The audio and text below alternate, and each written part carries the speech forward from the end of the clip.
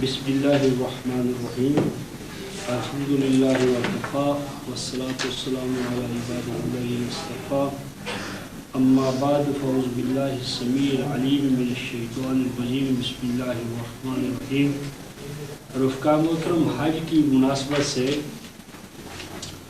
سورہ البقرہ آیت 197 میں اولو الالباب کو حج کا مخاطب بنایا گیا تھا، اور اولو الالباب کے حوالے سے ہم سورہ رعد کے قرآن کا تصور اولو الالباب کیا ہے، اولو الالباب کے حوالے سے ہم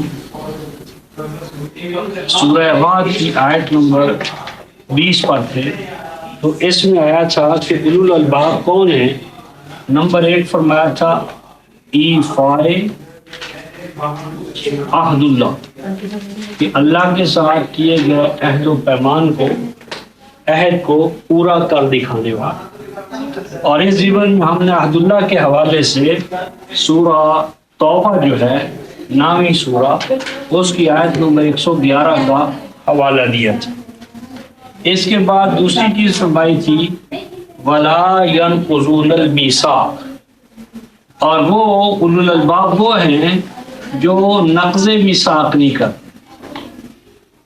وَلَا يَنْقُضُونَ الْمِيثَاقَ، جو میثاق ہے، ایگریمنٹ ہے، اس کو وہ پارا پارا نہیں کرتے، ٹکڑے ٹکڑے نہیں کرتے۔ اب یہ میثاق کیا ہے؟ تو اس میثاق کے حوالے سے ہم نے سورۃ المائدہ آیت نمبر 12 13 یہ دونوں دیکھی، اور اس میثاق کے حوالے سے پھر میثاق کیا ہے، اس کے اجزاء کیا ہیں، کنٹینٹس کیا ہیں، اور ان اجزاء یا شرائط کو پورا کرنے کے نتائج و ثمرات کیا ہوں گے، اور ان میں اگر تحریف کر دی جائے تو کیا نتائج و ثمرات مرتب ہوں گے۔ اور تحریف کے حوالے سے یہود کا یعنی بنی اسرائیل کا، اور اس کے بعد نصارہ کا ذکر آیا تھا۔ تو اس حوالے سے ہم سورۃ المائدہ جو ہے اس کی آیت نمبر 12 سے 13-14 تک یہ جو مضمون ہے اس کو ایک حوالے سے کور کر چکے تھے۔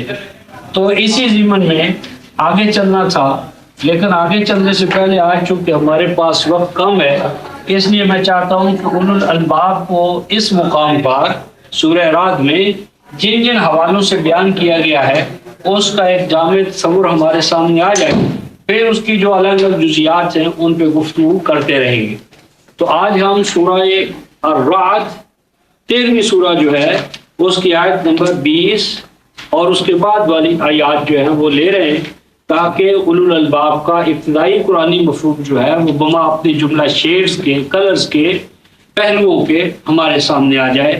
تو سورہ رعد 13ویں سورہ آیت نمبر 20، ارشاد ربانی ہے انما یتذکر اولو الالباب، اس کی سوا کوئی بات نہیں کہ قرآن سے فیضیاب ہونے والے کون ہیں؟ اولو الالباب۔ اور اولو الالباب کون ہیں؟ الذین یوفون بعہد اللہ، جو پورا کر دکھاتے ہیں۔ اوفا یوفی، پورا کرتے ہیں، پورا کر دکھاتے ہیں اللہ کے ساتھ کیے گئے عہد۔ یہ مثبت ہے۔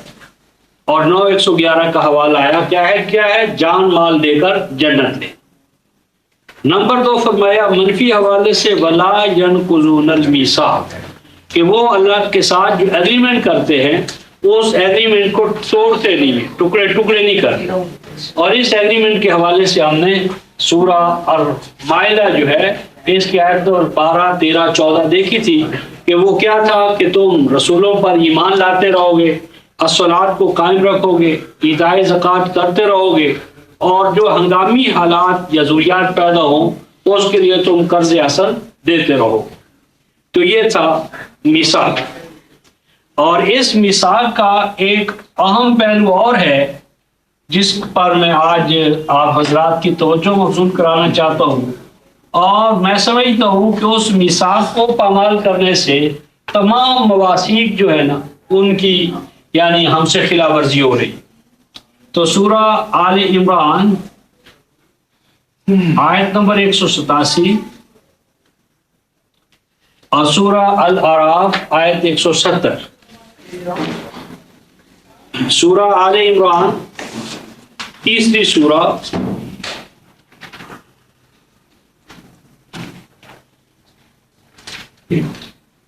آیت نمبر 187، وَإِذْ أَخَذَ اللَّهُ مِيثَاقَ الَّذِينَ أُوتُوا الْكِتَابَ،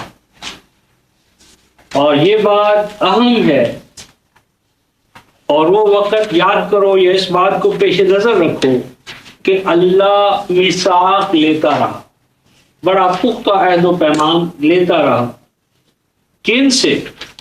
الذین اوتوا الکتاب، جن جن کو کتاب دی جاتی رہی، اوتوا الکتاب، جن جن کو اللہ نے کتاب دی، قوم موسیٰ ہو، سیدنا مسیح علیہ السلام کی امت ہو، نوح علیہ السلام کی امت ہو، اوتوا الکتاب، جہاں جہاں بھی اللہ نے کتاب دی، جس زبان میں دی، جس علاقے میں دی، اس کی قید نہیں ہے، علاقہ، زبان، قوم، کچھ ہی کیوں نہ ہو، جہاں بھی اللہ نے کتاب دی تو کتاب دینے پر اس نے کتاب والوں سے عہد لیا، امت سے، علماء سے، قائدین سے، کیا عہد لیا؟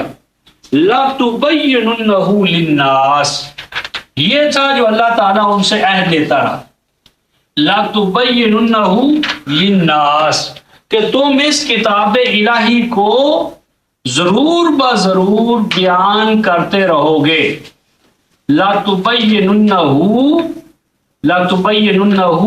لِلنَّاسِ، کہ تم ضرور بضرور کھول کھول کر بیان کرتے رہو گے اس الکتاب کو، کہ اس کتاب پر پردے نہیں ڈالنے، غلاف نہیں ڈالنے، اسے جزدانوں میں بند نہیں کرنا، لَتُبَيِّنُنَّهُ لِلنَّاسِ، کہ اسے کھول کھول کر بیان کرنا ہے۔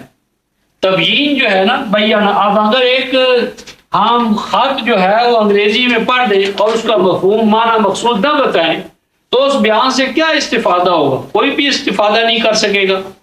تو تبیین ہے، یعنی تبیین کیا ہے؟ تبیین کیا ہے کہ جو الفاظ ہیں، الفاظ ان کے معنی بتائے جائیں، معانی کے مقاصد بتائے جائیں، اور مقاصد کے حصول کے لیے جو طریقہ کار ہے اس کی وضاحت کی جائے۔ یعنی اگر ایک قوم پیاسی ہے، مثلا پیاسی قوم ہے، اور اس کو ہم پانی کا فارمولہ بتا دیں کہ پانی اتنی آکسیجن، اتنے ہائیڈروجن کے آمیزے سے پانی بنتا ہے، یہ فارمولہ ہم رٹا دیں اس کو، لیکن پانی بنائے نہیں، تو کیا ہوگا؟ فارمولہ رٹ لینے سے، یاد کر لینے سے پیاس تو ختم نہیں ہوگی، زندگی تو پرولانگ نہیں ہوگی، ختم ہو جائے گی۔ یا کسی کو ہم پانی کے فضائل بیان کریں لیکن جہاں سے پانی ملتا ہے اس کی رہنمائی نہ کریں۔ تو تبیین کے اندر کیا ہے؟ الفاظ، الفاظ کے بعد معنی، میننگ کے اندر مقاصد، پرپزز، اور پرپزز کو حاصل کرنے کا کوئی میتھڈ ہونا چاہیے جو حتمی طور پر بات، یعنی ان نتائج و ثمرات کے حصول کی ضمانت فراہم کرے۔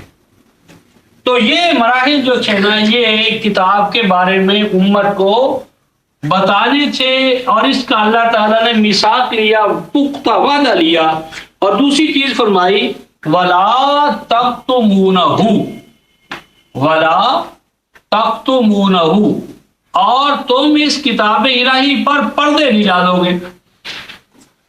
کتمان کہتے ہیں کسی چیز کو چھپا دینا۔ اب ایک تو چھپا دینا ہے کہ ہم اس کا مفہومی بیان نہ کریں، نفس کتابی پر پردہ ڈال دیں، یہ بھی چھپانا ہے۔ لیکن اگر ہم الفاظ کو بیان کریں لیکن الفاظ کے ساتھ معانی کو، مقاصد کو بیان نہ کریں، یہ بھی کتمان ہے۔ وَلَا تَكْتُمُونَهُ، اور کتاب الہی کا تم چھپانے کا عمل نہیں کرو گے، چھپاؤ گے نہیں، جزدانوں میں، علاقوں میں سے بند نہیں کرو گے، کیونکہ اگر کریں گے تو پھر کیا ہوگا؟ وہ سورۃ البقرہ کی آیت 159 اور 160 میں فرمایا کہ جب تم اسے علاقوں میں بند کرو گے تو تم پر لعنت ہو، محرومی ہوگی، خوشگوار نتائج و ثمرات سے تم محروم ہو جاؤ۔ اب آگے فرمایا کہ ان قوموں نے کیا کیا، اور اسی جو کچھ قوموں نے کیا رفقائے محترم، وہی آج ہم، یہ قوم مسلمان قوم بھی وہی کچھ کر رہی ہے. قرآن نے کہا فَنَبَذُوهُ وَرَاءَ ظُهُورِهِمْ. فرمایا کہ ان امتوں نے کیا کیا؟ فَنَبَذُوهُ وَرَاءَ ظُهُورِهِمْ، کہ انہوں نے کتاب کو پکڑ لیا. الکتاب، یہ جو فَنَبَذُوهُ کا جو مرجع ہے وہ ہے المیثاق، کہ کتاب کو تو چومتے اور چاٹتے ہیں، لیکن کتاب کے بارے میں جو میثاق تھا کہ اس کو بیان کرو گے، کھول کھول کر بیان کرو گے، معنی مقاصد ادھر امت کو لاؤ گے، اس میثاق کو انہوں نے بھلا دیا. کتاب چومنے اور چاٹنے کے مقام پر رہی، عقیدت کا مرجع کتاب رہی، لیکن کتاب کیا چاہتی ہے، مقاصد کیا ہے، معنی کیا ہے، کتاب کے نزول کا مقصد کیا ہے، اس کو انہوں نے پس پش ڈال دیا. فَنَبَذُوهُ، پس پھینک دیا انہوں نے، ڈال دیا انہوں نے میثاق کو. کہاں ڈالا؟ وراء ظہورہم، لفظی ترجمہ تو ہے پشتوں کے پیچھے، پس پش ڈال دیا. ہم بھی کہتے ہیں کسی چیز کو پس پش ڈالنا، کہ انہوں نے کتابوں کو پکڑا لیکن کتابوں کے حوالے سے جو میثاق تھا، معنی مقاصد طریقہ کار، اس کو انہوں نے پس پش ڈال دیا. اور دوسرا اس کا ایک اور معنی ہے، وہ یہ ہے پس کر دیا انہوں نے اس کتاب الہی کو وراء ظہورہم. ظہور ہے وہ جہاں سے کہ کوئی قوم، مثلا جو باپ دادا ہے، آبا اور اجداد، باپ دادا بزرگ، جہاں سے کہ ہم آگے آئے ہیں، جن کی پشتوں سے ہم آئے ہیں، تو قوموں نے کیا کیا کرتی ہیں، وہ یہ کرتی ہیں کہ کتاب الہی کا سمجھنا سمجھانا وہ ماضی کے حوالے سے. ماضی ہم کہاں ہیں کتاب الہی کو سمجھنے کا ہے؟ کتاب الہی کو سمجھ گئے پہلے ہمارے بزرگ، کتاب کو سمجھنا ان کا کام تھا. ہم کہاں ہیں کتاب الہی کو سمجھنے والے؟ سمجھنے کے لیے بڑی عمریں چاہیے بھائی، تقویٰ چاہیے، طہارت چاہیے، زبان چاہیے، 34 علوم چاہیے، 14 علوم چاہیے. ہمارے پاس یہ چیزیں کہاں ہیں؟ کتاب الہی کو سمجھنا کن کا کام تھا؟ وراء ظہورہم. یہ کام تھا ہمارے ائمہ کا، یہ کام تھا ہمارے اسلاف کا. تو ہمارے اسلاف نے، بزرگوں نے جتنا کوئی سمجھنا تھا میاں سمجھ لیا. اب تمہارے ہمارے سے کیا ہے؟ یہی کافی ہے کہ ہم اس کتاب کو پڑھ لیں یا اس کی سطروں پر عقیدت سے انگلی پھیر لیں، یہ ہمارے لیے کافی ہے. بھائی ہم نہ ہمارے پاس وقت ہے، نہ ہمارے پاس صلاحیت ہے، نہ برین ہے، کہاں ہم اور کہاں کتاب الہی؟ ہم کیا اس کو سمجھیں گے؟ تو فَنَبَذُوهُ وَرَاءَ ظُهُورِهِمْ، کہ ڈال دیا انہوں نے کتاب الہی کے سمجھنے سمجھانے کو ان کے کھاتے میں جن کی نسل سے یہ ہیں، یعنی اپنے اکابر مشائخ ماضی کے ان کا کھاتا کھولا کہ وہ سمجھنے سمجھانے والے تھے. بھائی ہم تو بہت کمزور ناقص العقل ہیں، ہم کتاب الہی کا وہاں سمجھ سکتے ہیں. اور آگے ارشاد فرمایا وَاشْتَرَوْا بِهِ ثَمَنًا قَلِيلًا، وَاشْتَرَوْا بِهِ ثَمَنًا قَلِيلًا. فرمایا بجائے اس کے کہ وہ خود کتاب الہی کو سمجھتے، کوئی یہ کتاب الہی سمجھنا تو بھائی بزرگوں کا کام تھا، ماضی والے، ہمارا تو یہ کام نہیں ہے. تو ہمارا کام کیا ہے، تمہارا کام کیا ہے، تم کتاب الہی سے کیا کام لوگے؟ فرمایا کہ پھر انہوں نے سمجھنے سمجھانے کا عمل تو بند کر دیا، بیچنے لگے اس کتاب الہی کو اونے پونے. یعنی جو بزرگوں کا کام تھا سمجھنا، اور ہمارا کام کیا ہے؟ تعویذات بنانا. تعویذات بناؤ، تلاوت خریدو، کیسٹیں بناؤ، یعنی کتابیں چھاپو، قرآن چھاپو اور اعلیٰ سے اعلیٰ قیمت لو. تو بزرگوں کا کام تھا کہ اس کو سمجھے، اور ہمارا کام کیا ہے؟ اس کو بیچنا. تو ناشر بن کر، اس کے نام پر کیسٹیں بنا کر، اس کی تفسیریں لکھ کر، اس کے تعویذات بنا کر، یعنی خرید و فروخت کا موضوع تو کتاب الہی کو بنا لیا.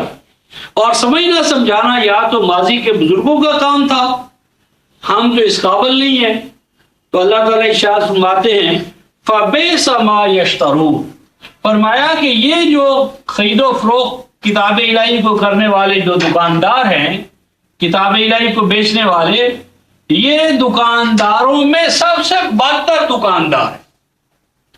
ہر بیچنے والا کا کوئی ضابطہ اصول ہوتا ہے، لیکن سب سے بد کردار دکاندار وہ ہے جو اللہ کی کتاب کو بیچ رہا ہے. فبیسا بدتر ہے ما وہ یشترون، جس کا یہ کاروبار کر رہا ہے. یعنی کاروباروں میں سب سے بدتر کاروبار ہے کتاب الہی کو بیچنا، اور دکانداروں میں سب سے بد کردار وہ گروہ ہے جو کتاب الہی کو بیچتا ہے.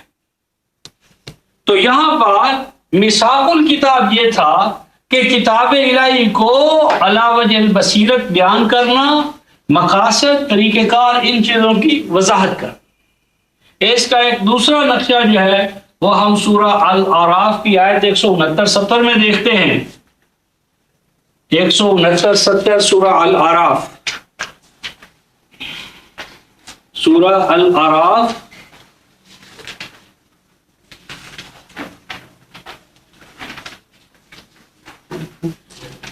فخلف من بعدهم خلف، اوپر سے نہیں کرتے صاحب. فخلف من بعدهم خلف،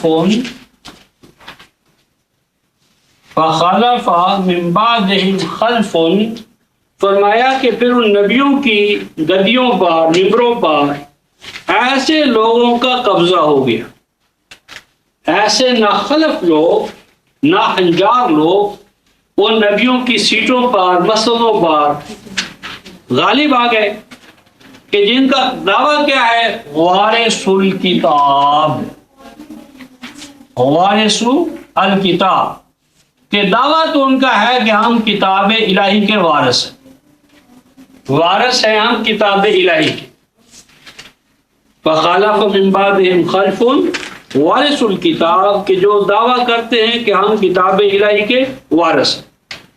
لیکن ان وارثان کتاب الہی کا کریکٹر اور کردار کیا ہے؟ فرمایا یاخذون عرض ھذا الادنی، فرمایا کہ حاصل کرتے ہیں وہ اس کتاب الہی کے ذریعے حیات دنیا اور اس کی زینتیں، زیبائشیں، منصب. یعنی کتاب الہی کو بیچتے ہیں اور کتاب الہی دے کر حیات دنیا کا ساز و سامان حاصل کرتے ہیں. وَيَقُولُونَ، اور یوں کہتے ہیں، اگر تم کبھی ان پر اعتراض کرو، سوال کرو کہ علامہ صاحب کتاب الہی کا کیا کام ہے، خرید و فروخت تم کرتے ہو کتاب الہی کی، کتنا گھناؤنا جرم ہے جو تم کر رہے ہو، تو آگے سے کیا جواب دیں گے؟ سَيُغْفَرُ لَنَا، سَيُغْفَرُ لَنَا، آگے سے جواب دیتے ہیں اللہ بڑا غفور الرحیم ہے، اللہ بڑا غفور الرحیم ہے، ہماری بھی بخشش کی کوئی نہ کوئی صورت پیدا ہو جائے گی. سَيُغْفَرُ لَنَا، ہماری بھی کسی نہ کسی طرح مغفرت تو ہو جائے گی. اللہ غفور الرحیم ہے، تو ہمیشہ ڈراتا ہی رہتا ہے، اللہ کی رحمت پر کیوں تیری نظر نہیں جاتی؟ اور اگر ہم یہ کام نہ کریں تو کیا کریں؟ کوئی اور طریقہ، ذریعہ تو ہمارے پاس ہے نہیں، کیا کریں ہم؟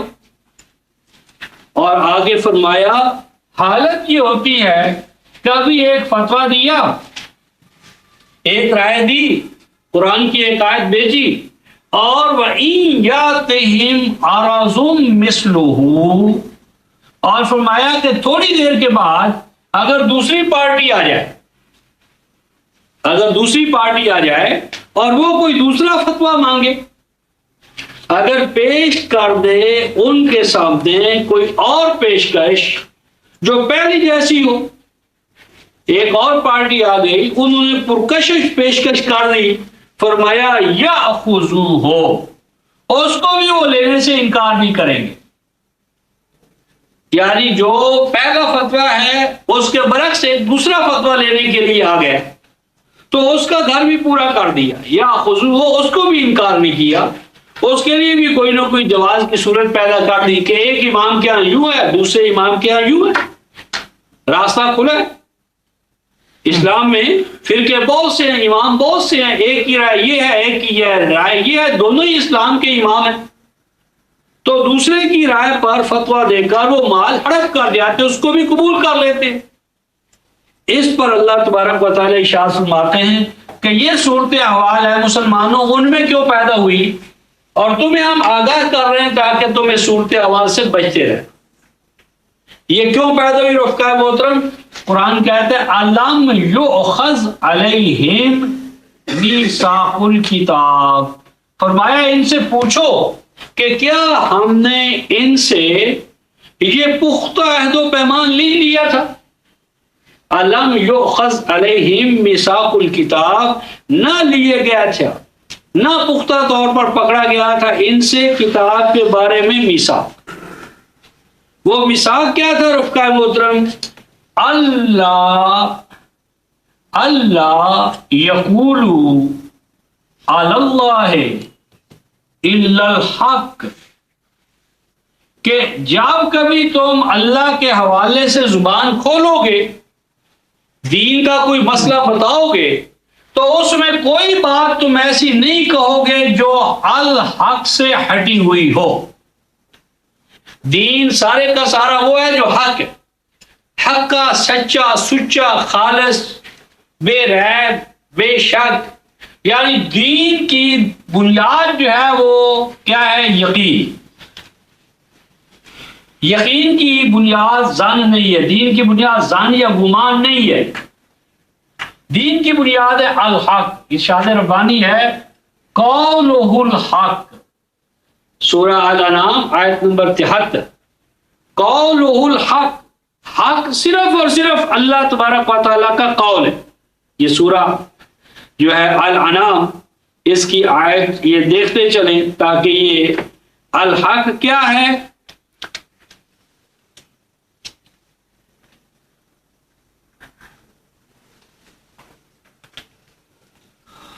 یہ آیت نمبر 73، هو الذی خلق السماوات والارض بالحق ویوم یقول کن فیکون، وہ اللہ وہ ہے کہ جس نے کائنات پست و بلند کو پیدا کیا اپنے حق کے ساتھ، اور جب وہ کسی چیز کو کہتا ہے ہو جا فیکون، تو وہ ہونا شروع ہو جاتی ہے۔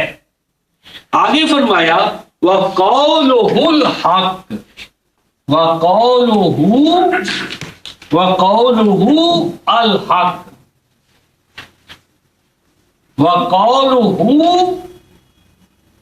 وَقَوْلُهُ الْحَقُّ، صرف اللہ کا قول ہی الحق ہے۔ الحق خالص سچا اور سچا حق صرف اللہ کا کلام ہے۔ ہر چیز میں ملاوٹ ہو سکتی ہے لیکن اللہ کے کلام میں ملاوٹ نہیں۔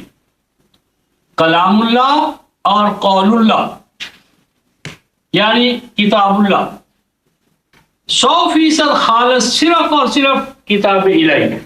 سر پاس رہے تو قولہ الحق، اللہ تعالیٰ کا قول خالص حق ہے، اور باقی جو منسوب الی رسول اقوال ہے اگر آپ ان کو پڑھیں تو آخر میں راوی کہہ دیتا ہے یعنی قال رسول، اور آگے کہہ دیتا او کما قال، یا تو یہی الفاظ تھے رسول کے یا ان سے کوئی ملتے جلتے ہوں گے۔ او کما قال، ہر حدیث کے بعد آپ کو ملے گا او کما قال یا کچھ اس سے ملتے جلتے الفاظ، تو یہ جو ملتا جلتا ہے یہ ڈاؤٹ فل ہے، مشکوک ہے، لیکن قرآن میں کہیں نہیں آئے گا کہ اس کے قول سے ہٹ کر کوئی بات ہو۔ تو قول الحق، تو ہم نے مثال کیا لیا تھا؟ اللہ یقولوا علی اللہ الا الحق، کہ اللہ کے بارے میں جب بھی تم کوئی بات کہو گے، دین الہی کے بارے میں جب بھی کوئی بات کہو گے، اس کی اساس صرف اور صرف کیا ہوگی؟ کتاب اللہ، قولہ الحق۔ ہم نے یہ تم سے عہد دیا تھا، اور آگے دیکھیں وَدَرَسُوا، یہ ہم 7:170 وَدَرَسُوا مَا فِيهِ، وَدَرَسُوا مَا فِيهِ، اور درس لیتے رہو گے تم کس کا رفقہ محترم؟ ما فِيهِ، جو کچھ کتاب الہی میں۔ درس کی جو اساس ہے وہ صرف کتاب الہی ہے، کتاب الہی سے باہر کی چیزوں کا تم درس نہیں دو گے۔ وَدَرَسُوا اور درس لیتے دیتے رہو گے کس کا؟ ما فی ہے، ان چیزوں کا جو کتاب الہی کے اندر ہے۔ تو جب درس الہی کی درس الکتاب کی بجائے مصری مولانا روم کا درس ہو گیا، فلاں کا درس ہو گیا، بخاری کا، فلاں کا، تو درس قرآن ختم، اور درس قرآن کی جگہ پر انسانوں کے کلام کی باتوں کی درس میں گنجائش نکال لی گئی، تو فساد ہی فساد ہے۔ وَدَرَسُوا اور درس لیتے رہو گے ما ان چیزوں کا فی ہے جو کتاب الہی میں۔ اور آگے فرمایا وَالدَّارُ الْآخِرَةِ خَيْرٌ لِلَّذِينَ يَتَّقُونَ، فرمایا کہ کتاب الہی پر، قرآن پر جمنے کے لیے، قائم رہنے کے لیے ایک شرط ہے، اور وہ ہے رفقائے محترم ایمان بالآخرہ۔ ایمان بالآخرہ، آخرت پر ایمان، حیات بعد الموت پر ایمان، مرنے کے بعد کھڑا ہونا ہے اور زندگی کے ایک ایک لمحے کا ہم نے حساب دینا ہے اپنے رب کو۔ یہ اساس ہے رفقائے محترم ایمان بالآخرہ۔ تو اگر ایمان بالآخرہ میں شیک ہو جائے، ڈاؤٹ ہو جائے، شک ہو جائے، یا دراڑ پڑ جائے ایمان بالآخرہ میں، تو یہ قرآن جو ہے وہ دل دماغ میں اترتا نہیں ہے۔ فہم قرآن کی بنیادی ایک شرط ہے کتاب اللہ کے حوالے سے ایمان بالآخرہ۔ قرآن حکیم نے کہا ہے سورہ بنی اسرائیل کی آیت نمبر 45-46 میں کہ جب آپ قرآن پڑھتے ہیں تو وہ لوگ کہ جن کا آخرت پر ایمان نہیں ہے، وہ قرآن تو سنتے ہیں لیکن قرآن ان کے دل دماغ میں اترتا نہیں ہے۔ جعلنا بینک و بین الذین لا یؤمنون بالآخرۃ حجابا مستورا، سورہ بنی اسرائیل آیت نمبر 47، سورہ بنی اسرائیل 17ویں سورہ آیت نمبر 46، 45 اور 46، 17، 45، 46 فرمایا وَإِذَا اور جب کبھی، وَإِذَا قَرَأْتَ الْقُرْآنَ اور جب آپ قرآن پڑھتے ہیں، قرآن سناتے ہیں، تو کیا ہوتا ہے؟ جعلنا بینک، ہم پاتے ہیں آپ کے مابین، وَبَيْنَ الَّذِينَ لَا يُؤْمِنُونَ بِالْآخِرَةِ اور ان لوگوں کے مابین جو آخرت پر ایمان نہیں رکھتے، کیا پاتے ہیں؟ حجابن، حجابن یعنی ایک کرٹن، حجابن حجاب، مستورا انسین جو نظر نہیں آتا، حجابن مستورا یعنی ایک ایسا پردہ جو بظاہر نظر نہیں آتا۔ تو یہ حجاب مستورہ کیا ہے رفقائے محترم کہ اگر آخرت پر ایمان نہ ہو اور آخرت کی جواب دہی مسئلہ نہ ہو اور انسان اپنے آپ کو شترے میں مہار سمجھے، اخروی مسئولیت اور حساب کتاب پر اگر ایمان نہ ہو، تو فرمایا کہ پھر قرآن کے دل دماغ میں اثر انداز ہونے کے راستے میں ایک رکاوٹ کھڑی ہو جاتی۔ تو ایمان بالآخرہ فرمایا والآخرۃ خیر للذین یتقون افلا تعقلون، سورہ الاعراف کی آیت 179 پر تھے ہم کہ آخرت، ایمان والو، آخرت وہ تمہارے لیے بہتری کا باعث بنے گی۔ آگے فرمایا اگر عقل و بصیرت سے کام۔ اس کے بعد آیت نمبر 170 میں ارشاد فرمایا کہ اگر تم یہ سوال کرو کہ اگر امت میں ایسے حالات پیدا ہو جائیں تو ہم کہاں جائیں، یعنی جب دین میں اساس قول الہی نہ رہے، قول البشر جو ہے انسانی اقوال، حکایتیں، قصے، کہانیاں، فضائل، یہ دین بن جائیں اور ہم ایک ایسے دور میں پیدا ہوں تو ہم کہاں جائیں؟ مہدی علیہ السلام کے آنے کا انتظار کریں کہ مہدی علیہ السلام آئیں گے؟ ہم کیا کریں؟ کہاں جائیں؟ مسیح علیہ السلام کی آمد کا انتظار کریں؟ کسی پیر کے ہاتھ پہ بیعت کریں؟ کیا کریں؟ اللہ تعالیٰ اس کا حل بتاتے ہیں رفقائے محترم آیت 170 میں، سورہ الاعراف آیت 170 کہ والذین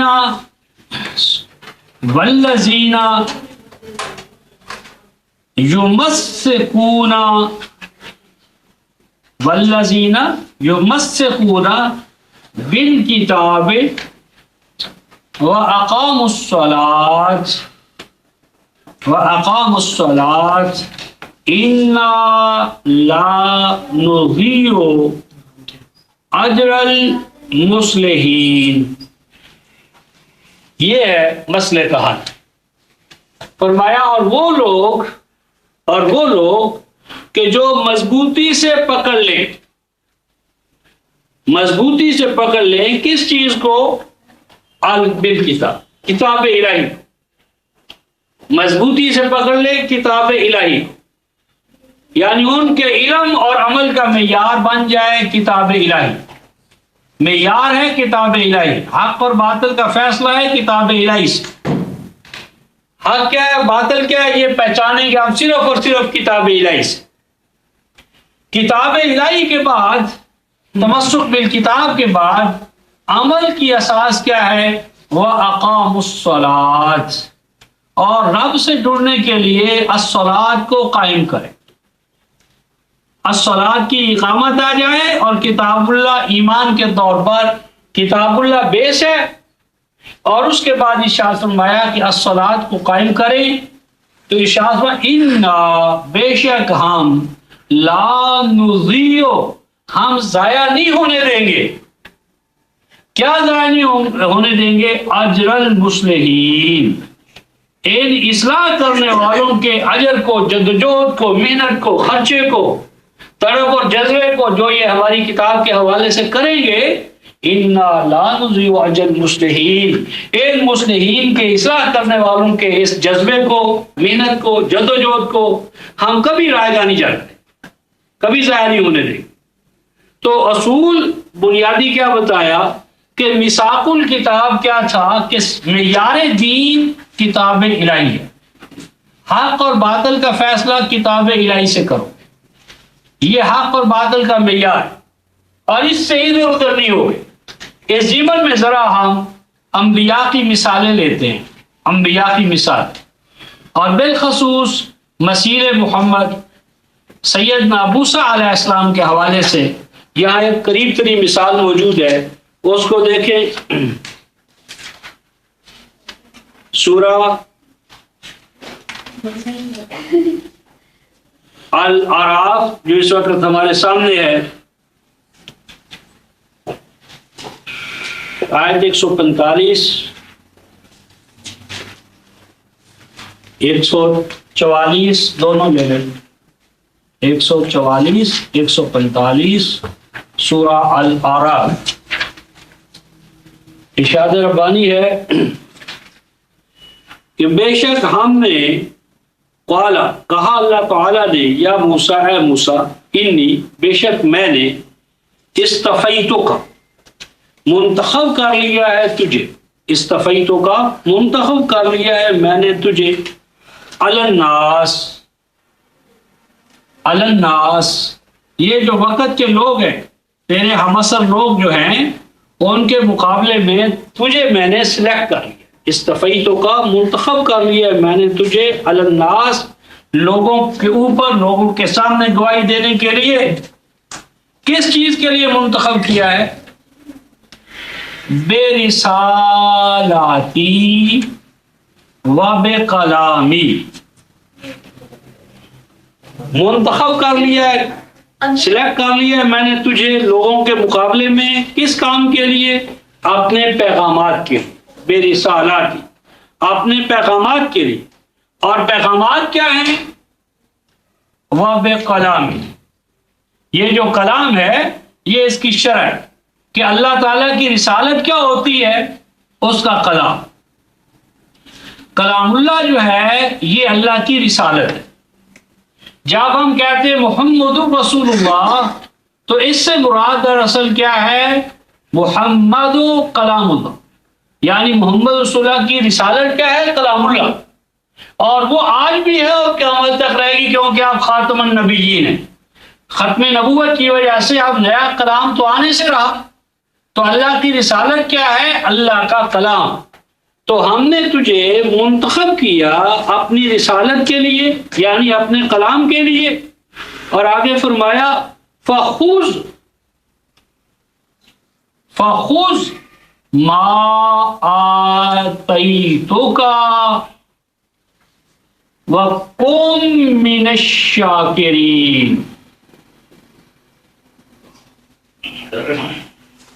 فخذ ما آتیتک، اے موسیٰ پس مضبوطی کے ساتھ پکڑ لے. فخذ، پس طاقت قوت جتنی تیرے اندر ہے، مالی علمی عملی، پس پکڑ لے تو اس کلام الہی کو، میرے کلام کو پوری قوت کے ساتھ.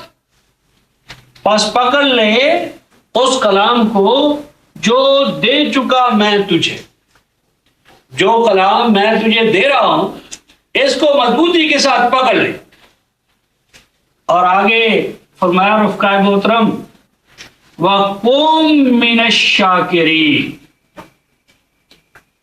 اور اے موسیٰ یہ مقام شکر ہے تیرے لیے کہ تجھے ہم نے اپنے کلام کی خدمت کے لیے منتخب کر لیا.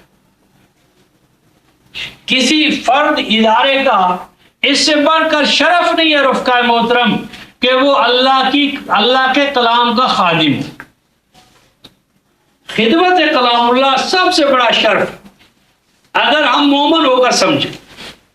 وَقُم مِّنَ الشَّاكِرِينَ، موسیٰ کو حکم ہو رہا ہے کہ موسیٰ یہ مقام شکر ہے کہ تجھ سے ہم اپنی رسالت کا، اپنے کلام کا کام لے رہے ہیں، یعنی میرے کلام کا خادم بننا ہے موسیٰ، تیرے لیے شرف ہے. وَقُم مِّنَ الشَّاكِرِينَ، مقام شکر پر رہے. مقام شکر کو سمجھ کے اللہ نے تجھے اپنے کلام کی خدمت کے لیے سلیکٹ کر. یہ مقام شکر ہے موسیٰ کے لیے. تو قم من الشاکرین، شکر گزاری کا رویہ اختیار کر. اور آگے ارشاد فرمایا رفقائے محترم، اور یہ سمجھنے والوں کے لیے مقام ہے.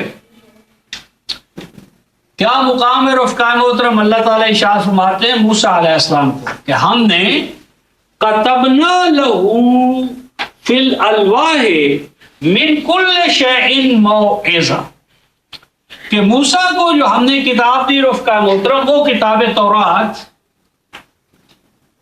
تورات وہ ابدی کلام نہیں تھا، ابد تک اس نے نہیں چلنا تھا. ابد تک چلنے والا تو قرآن ہے.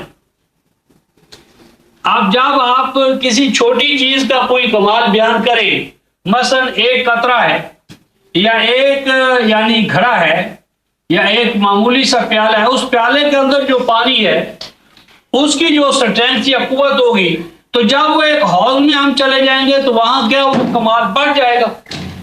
اگر ایک چھوٹی سی کتاب موسیٰ جو اس کے اللہ تعالیٰ یہ کمالات بیان کرتے ہیں، تو جب وہ قرآن پر پہنچے گا تو کیا ہو جائے گا؟ قرآن اللہ تعالیٰ فرماتے ہیں کتبنا لہو، لکھوا دیا ہم نے موسیٰ سے فی الالواح، ان ٹیبلٹس میں جن پر کے کتاب تورات لکھی گئی تھی. غور کیجئے کہ اب سیدنا موسیٰ علیہ السلام قوم کو ہجرت کروا کر فرعونیوں کے پنجہ استبداد سے رہا کروا کر جانے والے. انقلاب مکمل ہو گئے، انقلاب مکمل ہو گئے. اب انقلاب مکمل ہونے کے بعد ہجرت مکمل ہو گئی. اب موسیٰ علیہ السلام کی اللہ کی طرف روانگی کا دور آنے والا ہے. تو اللہ تعالیٰ کیا کرتے کہ موسیٰ علیہ السلام کو 40 دنوں کے لیے، دن رات دونوں، وہ اور 70 کاتبوں کو لے کر وہ طور پر الگ ہو جاتے ہیں، تاکہ جتنی وہی ان کے پاس آ چکی ہے اسے الواح میں محفوظ کر لیا جائے. اسے الواح میں لکھایا گیا، محفوظ کیا گیا. اور یہ کام اللہ تعالیٰ نے کیا موسیٰ کی موجودگی میں. آپ سوچئے کہ جو موسیٰ ہے وہ تو خاتم النبیین نہیں ہے، اور جو تورات ہے وہ ابد کا کلام نہیں ہے، عبد العباد کے لیے نہیں ہے. تو جو محمد صلی اللہ علیہ وسلم خاتم النبیین ہیں اور جو قرآن ابد کے لیے ہے اس کے لکھوانے کا نبی پاک صلی اللہ علیہ وسلم کی حیات طیبہ میں اللہ نے کوئی انتظام نہ کیا.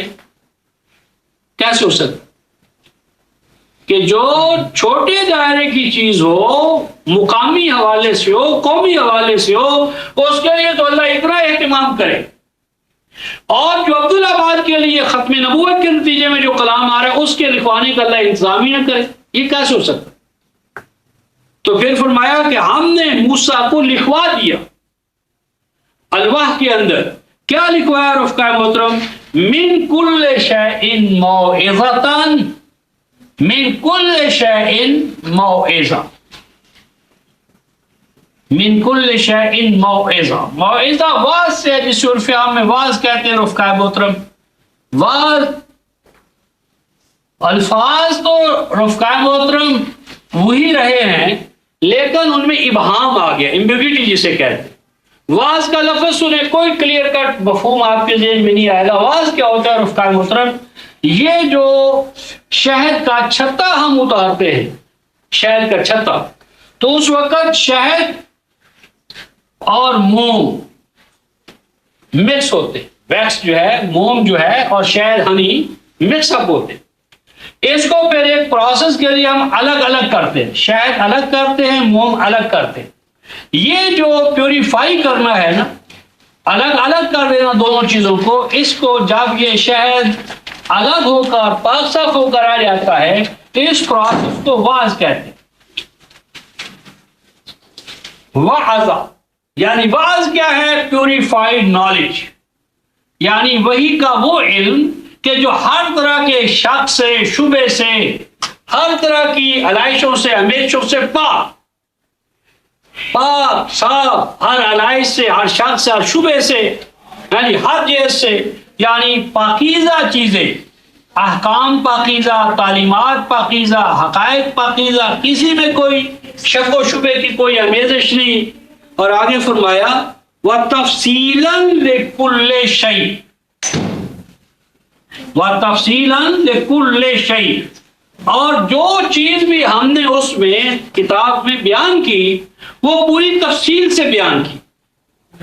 یعنی تورات کے اندر تو اللہ تعالیٰ ہر چیز کی تفصیل بیان کرے، اور قرآن کا مسئلہ آ جائے تو تفصیل آئے ہی نہ زیر بحث. کیا یہ ممکن ہے؟ یعنی کتاب تورات کے بارے میں اللہ کا دعویٰ ہو کہ اس میں ہر چیز کی تفصیل تھی، اور جو ابد کا کلام ہے، ابد کا کلام قرآن، اس میں کسی چیز کی تفصیل ہو ہی نہ. کیا جی وداؤٹ ڈیٹیلز تو اس میں آئیں گی نہیں. کیوں بھائی؟ یعنی کتاب موسیٰ کے اندر تفصیلات ہوں اور کتاب محمد کے اندر، ابد کے کلام کے اندر تفصیلات نہ ہوں، تو یہ احکم الحاکمین کا فیصلہ نہیں ہو سکتا، یہ کسی دیوانے کا کلام ہو سکتا ہے. احکم الحاکمین ایسا نہیں کرے. اب اس کے بعد ارشاد فرمایا کہ جو اس کتاب کو ہم نے اتنے اہتمام سے لکھوایا، اتنی تفصیلات کے ساتھ لکھوایا، تو اے موسیٰ اب تو حکم کر اپنی قوم کو. اس کتاب الہی کا اب تقاضا کیا ہے؟ کتاب الہی کا تقاضا کیا ہے؟ کتاب الہی کا تقاضا یہ ہے فَخُذْهَا بِقُوَّةٍ،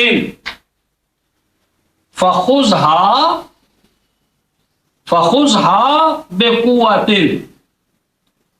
پس اے موسیٰ پکڑ لے ہماری اس کتاب کو پوری قوت کے ساتھ. جتنی قوت ہے تیرے اندر، پوری انرجی، پوری پاور، پوری طاقت لگا دے ہماری کتاب. مسلمان کا رفقا محترم ایٹم بم قرآن تھا. ایٹم بم بناؤ جی، ہماری حفاظت ہوگی. رفقا محترم غور طلب نقطہ ہے، USSR کے پاس یعنی رشیا کے پاس تھوڑے ایٹم بم تھے رفقا محترم. ایٹمی طاقت بین الاقوامی طور پر تسلیم شدہ، اور آج اس کے لیے ان ایٹموں کو سنبھالنا، ڈسٹرائے کرنا مشکل ہو گیا. تو اصل ہمارا جو ایٹم بم ہے رفقا محترم وہ کیا ہے؟ قرآن. جاہدہم بہ جہادا کبیرا. اور اگر یہ قرآن کا ایٹم بم نہیں ہوگا تو بنا لو ایٹم بم، عزت ہو، احترام مقام نہیں ملے گا. تو موسیٰ کو حکم ہوا کہ بس پکڑ لے تو اس قرآن کو، کتاب الہی کو، ہمارے احکامات کو بے قوت. اور آگے فرمایا وَأْمُرْ قَوْمَكَ، اور حکم دے اپنی قوم کو. قوم کو کیا حکم دے؟ کہ وہ تیری حدیثوں کو پکڑ لیں.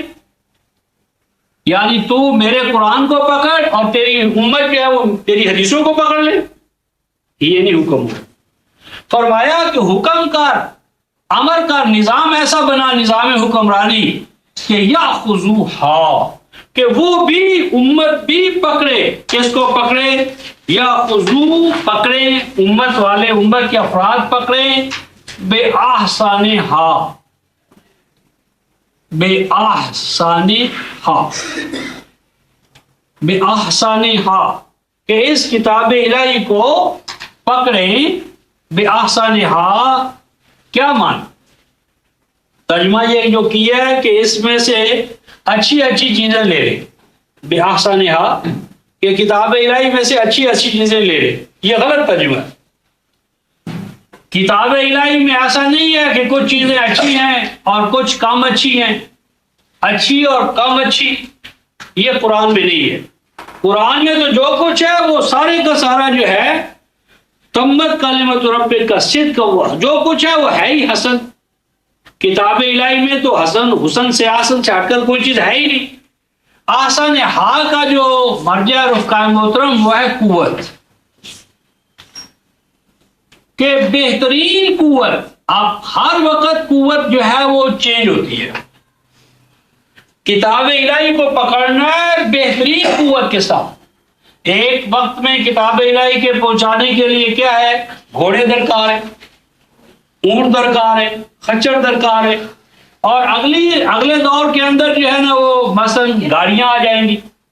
اس سے اگلے دور کے اندر گاڑیوں سے بھی آگے ہوائی جہاز آ جائیں گے.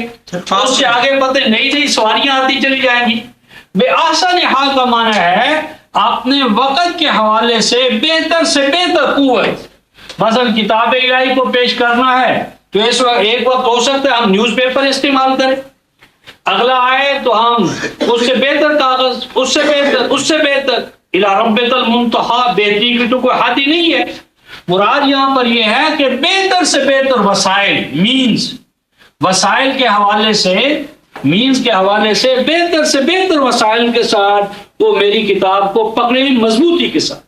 اور آگے فرمایا سأریکم دار الفاسقین، اور میں تمہیں یقین دلاتا ہوں کہ جو تمہارے راستے میں فاسق آئیں گے اس کتاب الہی کو آگے چلنے سے روکنے والے، میں سر کی آنکھوں سے تمہیں ان کا ناکام ہونا دکھا دوں گا. تم کتاب الہی کو لے کر چلو، مضبوطی کے ساتھ پکڑو، اور اس کتاب الہی کے راستے میں جو فاسق آئیں گے کہ میرا قرآن نہ چلے، میرا نظام نہ چلے، ایسے فاسقوں کا برا انجام تم سر کی آنکھوں سے دیکھ لو. کیسے ہو سکتا ہے کہ اللہ کی کتاب کو لے کر اٹھیں اور وہ ناکام و نامراد ہو جائے، اور طاغوت اور باطل کو لے کر اٹھنے والے اس کائنات میں کامیاب ہو جائے؟ تو کہیں نہ کہیں ملاوٹ اور آمیزش. اس کے ساتھ رفقا محترم اگلی آیت پیش کا ختم کرتے ہیں. ایک اہم نقطہ آگے یہ ارشاد فرمایا گیا ہے سأصرف عن آیاتی. یہ قرآن کا کمال رفقا محترم آ رہا ہے. کہتے ہیں جی یہ قرآن تو ہم بھی پڑھتے، اس قرآن کو پڑھ کر ہمیں وہ باتیں کیوں سمجھ میں نہیں آتی جو تمہیں آ جاتی. یہ تو 70 دفعہ قرآن میں نے پڑھا ہے، سنایا ہے، تم نے کوئی نیا یا پہلی دفعہ یہ قرآن پڑھا. قرآن سے رفقا محترم مستفید ہونے کے لیے شرط، قرآن سے مستفید ہونے کی شرط یہ ہے کہ قرآن کے تابع ہو کر بنو، قرآن کو اپنا متبوع نہ بناؤ. قرآن سے استفادے کی شرط یہ ہے کہ قرآن کے پاس آؤ تو کلین سلیٹ لے کر آؤ. یعنی قرآن سے سیکھنے کے لیے آؤ، قرآن کو سکھانے نہ آؤ. یہ نہ ہو کہ پہلے اپنی دیوبندیت، بریلویت، اہل حدیثیت وہ پہلے رکھ لی، اب اس کو جسٹیفائی کرنے کے لیے قرآن پڑھو گے تو قرآن کا موقف تمہارے نظروں میں نہیں آئے۔ قرآن کیا کہتا ہے پہلے یہ سمجھو، قرآن ہم سے کیا چاہتا ہے، یہ نہ دیکھ رہا قرآن کو ہم کیا دینے کے لیے آئے۔ یہ یہودیت ہے کہ اگر یہ باتیں قرآن سے ثابت ہو جائیں تو ہم قرآن کو مان لیں گے، اگر یہ چیزیں ثابت نہیں ہوتی، باپ دادا کی روایات کسے کہانیاں، تو ہمارا رشتہ قائم نہیں ہوگا۔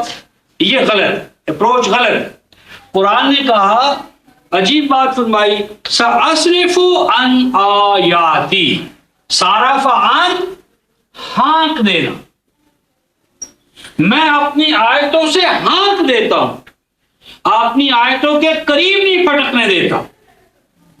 کن کو؟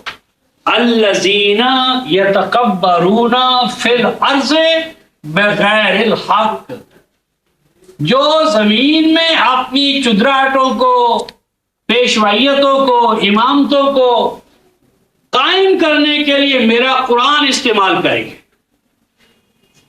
وہ قرآن کے حافظ اور علامے ہو جائیں گے، لیکن قرآن کی حقیقت ان پر واضح نہیں ہو۔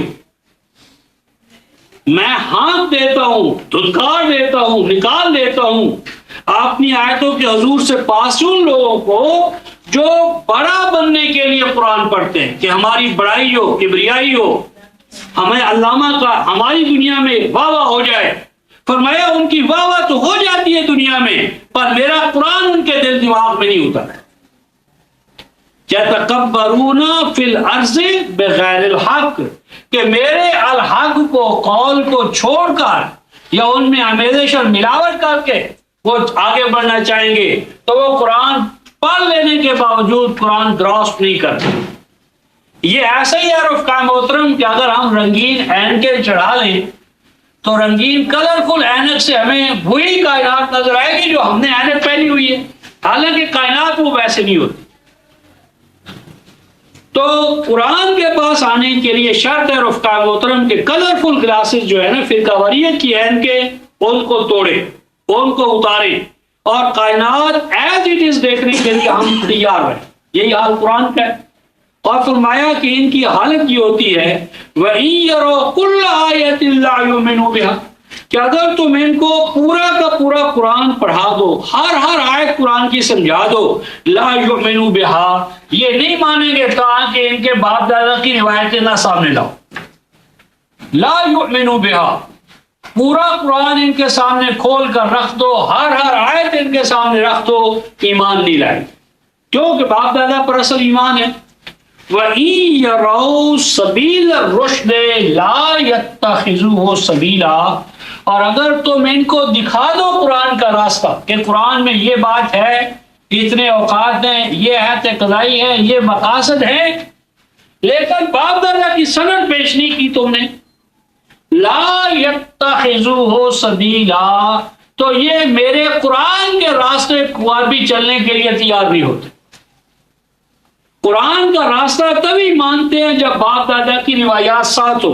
باپ دادا کی روایات سے ہٹا ہوا اگر ان کو سارا قرآن سکھا دو، سمجھا دو، بتا دو، لا يتخذوه سبیلا وَإِن يَرَوْا سَبِيلَ الْغَيِّ يَتَّخِذُوهُ سَبِيلًا، فرمایا لیکن اس کے برعکس تم اسی وقت دیکھو کہ کوئی کھاٹ اور کھائی میں گرانے کے لیے ان کے پاس آ جائے، ان کی جیبوں پر ڈاکہ ڈالنے کے لیے آ جائے، ان کے پرانی عقائد کو ان سے چھین کر باپ دادا کی کھاٹ اور کھائیوں کی چیزیں لے کر آ جائے، یتخذوہ سبیلا، فوراً سب پر دوڑیں گے اور اس کو فوراً اختیار کر لیں، یعنی قرآن کا روشن راستہ قبول کرنے کے لیے تیار نہیں ہے، کھاٹ اور کھائیوں میں چلنے کے لیے فوراً تیار ہو جاتے ہیں۔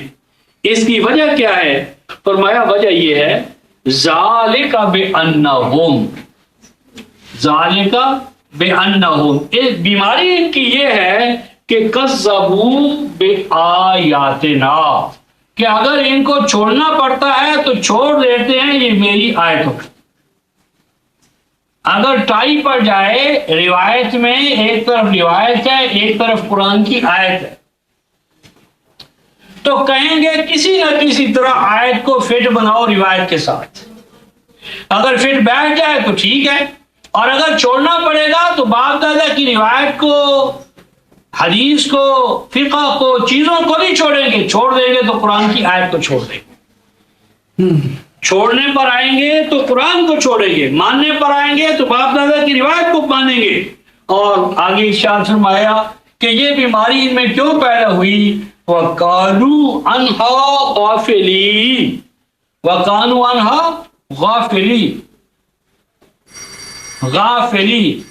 غفل، یہ رفقۂ محترم غفل جو ہے یہ غلف اصل میں ہے غلا، یعنی کسی چیز کا جس طرح کے چھلکا ہوتا ہے، چھلکے کے اندر مغز یا گودے کا چھپا ہوا ہوتا ہے، تو انہوں نے اپنے آپ کو کلی طور پر چھپا رکھا ہے کتاب الہی سے. تو خلاصہ کلام یہ ہوا رفقۂ محترم کہ اصل بات جو ہے وہ 5 جو 12 سے 14 تک تھی، اور اسی کو ہم نے میثاق الکتاب کے حوالے سے یوں بھی دیکھا کہ سورہ آل عمران آیت نمبر 187 میں میثاق الکتاب کا شعر بیان فرمایا، تبیین للناس، تبیین الکتاب للناس، جس کی ضد ہے کہ کتمان نہیں کرو گے، چھپاؤ گے نہیں. اور اسی ضمن میں ہم نے ناخلف لوگوں کے بارے میں یہ دیکھا کہ وہ کتاب الہی کے درس کی جگہ پر باپ دادا کی روایات کا درس دیتے ہیں، اور اصل بیماری ان کی یہ ہے کہ ان کا آخرت پر ایمان نہیں. اس کا حل کیا ہے؟ حل ہے کتاب الہی کو مضبوطی کے ساتھ پکڑ لینا اور اسی کا درس دینا اور الصلاۃ کو قائم کرنا. اور اس میں ہمارے لیے مثال ہے، مثالی آئیڈیل جو ہے اس وقت ہمارا درسوں میں آیا، سیدنا موسیٰ علیہ السلام کا کردار اور ان کا اپنی قوم سے تقاضا کہ اے موسیٰ میرے کلام کو مضبوطی کے ساتھ پکڑ لے، وَقُم مِّنَ الشَّاكِرِينَ، اور شکر کر کہ تجھے اللہ تعالیٰ نے اپنے کلام کی خدمت کے لیے منتخب کیا، تجھے یہ موقع دیا، اور اپنی قوم کو بھی اسی کام پر لگا لے.